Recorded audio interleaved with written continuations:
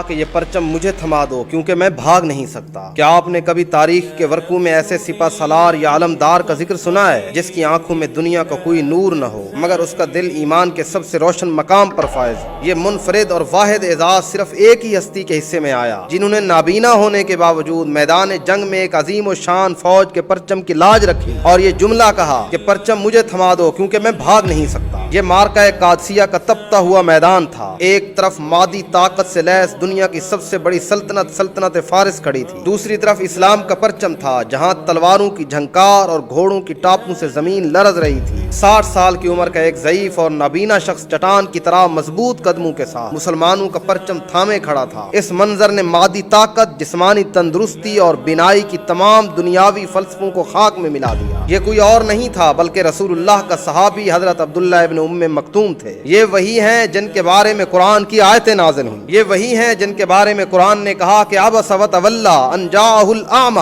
میرے پیغمبر آپ اپنے ماتھے پر بل کیوں لائے جب ایک معصوم اور نابینا آپ کے پاس آیا۔ یہ وہی حضرت عبداللہ ابن ام مکتوم ہیں جن کی آواز میں آذان بلند ہوا کرتی تھی۔ یہ وہی حضرت عبداللہ ابن ام مکتوم ہیں کہ جب نبی علیہ السلام غزوات کے لیے مدینہ سے باہر تشریف لے جاتے تو مدینے کی خلافت انہی کے سپرد کر کے جاتے اور مسجد نبوی کا مصلی بھی انہی کے حوالے کر دیا جاتا۔ نبی علیہ السلام کے زمانے میں بارہا انہوں نے جنگ میں شامل ہونے کی تڑپ کا اظہار کیا لیکن آپ صلی اللہ علیہ وسلم نے انہیں کبھی اجازت نہیں دی۔ پھر حضرت ابو بکر کا زمانہ آیا، پھر درخواست کی، پھر اجازت نہیں ملی۔ پھر حضرت عمر کا زمانہ آیا تو ضد لگا کر بیٹھ گئے کہ میں نے جانا ہے، تو حضرت عمر رضی اللہ تعالیٰ عنہ کو اجازت دینی پڑی۔ پھر وقت آیا اور قادسیہ کا میدان تھا، تو پھر جب میدان جنگ میں اسلامی لشکر کی صفیں درست کی جا رہی تھی تو انہوں نے وہ جملہ ارشاد فرمایا جو تاریخ کے ماتھے کا جھومر بن گیا، اسلام کا یہ پرچم میرے حوالے کر دو، میں نابینا ہوں، اس لیے چاہ کر بھی میدان جنگ سے پیٹھ دکھا کر بھاگ نہیں سکوں گا، بس مجھے دونوں لشکروں کے عین بیچ میں کھڑا کر کے چھوڑ دو، میں کہیں نہیں جاؤں گا کیونکہ میں دیکھ نہیں سکتا، اسلام کا پرچم سلامت رہے گا۔ پھر تاریخ نے دیکھا کہ جو انہوں نے کہا وہی کر دکھایا۔ جنگ کے دوران وہ اسلام کے پرچم کو اپنے سینے سے لگائے زمین پر گڑے رہے یہاں تک کہ جام شہادت نوش کر گئے۔ ان کے جسم کی آنکھیں بھلے ہی بند تھیں لیکن ان کی دل کی آنکھیں جنت کا راستہ صاف دیکھ رہی تھیں۔ وہ اسی پرچم کی آغوش میں ابدی نیند سو گئے اور حضرت عبداللہ ابن ام مکتوم کی یہ جرت قیامت تک آنے والے انسانوں کو یہ پیغام دیتی ہے کہ اصل معذوری جسم کی معذوری نہیں، عزم اور ارادے کی معذوری ہوتی ہے۔ جس کا ارادہ سچا ہو وہ معجزے تخلیق کرتا ہے۔ دنیا کی روشنی کا بجھ جانا بصیرت کو ختم نہیں کرتا، اور جو دنیا کے اندھیروں میں خدا کے دین کے لیے کھڑا ہو جائے خدا آخرت میں اس کا مقدر لازوال نور بنا دیتا ہے۔ اب خود اندازہ کرو کہ میں اور آپ آنکھوں سے دیکھنے والے ہیں، اور کیا حضرت عبداللہ ابن ام مکتوم کے دل جتنا ہمیں دل کی روشنی بھی حاصل ہے؟